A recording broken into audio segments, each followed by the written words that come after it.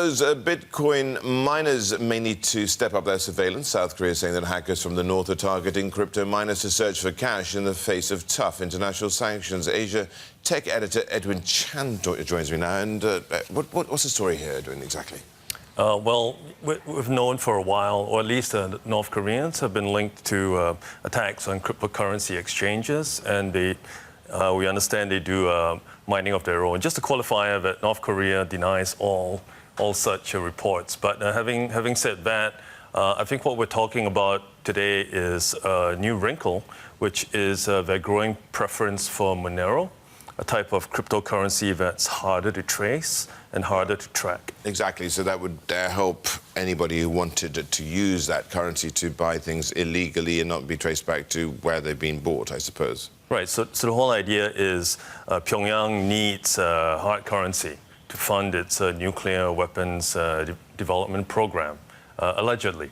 And cryptocurrencies offer a good source of ultimately fiat currency because simply, as I said, it's more easily laundered. And so this Monero wrinkle is new. And also the North Koreans are increasingly using, shall we say, third-party server systems to do the mining for them. And the reason they're doing that is because it's an expensive process. And in this game, speed is the key. But this is just it, isn't it? And the thing is, if you have Bitcoin, you have these other cryptocurrencies. But Monero is not one which I'd heard of before, actually, but I'm not that into it. But the thing is that, does that make a difference if you've heard of the cryptocurrency? Well, the market adoption and market liquidity is more crucial than reputation. So obviously, there's a lot more money changing hands when it comes to Bitcoin.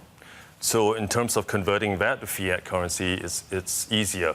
But again, Pyongyang appears to favor Monero because both the donors, the origins of the funds and the recipients of those funds are masked. So it's a lot more difficult to track who's paying what to which entity. I mean, last time I was reading about, I think, the 891 cryptocurrencies now, globally speaking. So there's a lot of choice. And new ones every day, yes. Yeah, absolutely. And so how, tell me, does all this volatility affect things? You mean in terms of... Let's say Bitcoin, for instance. Well, the volatility, that's a separate matter. I mean, the price of Bitcoin is going to rise. It's probably going to fall. It's probably going to rise again. But as a medium of exchange or a store of value, whatever you want to call it, it's almost a separate debate, but that's kind of beyond the scope. Yes, and nobody can answer the fundamental question is, what is a Bitcoin actually worth, can they? That's the thing here. Well, that's what the market's trying to determine right now.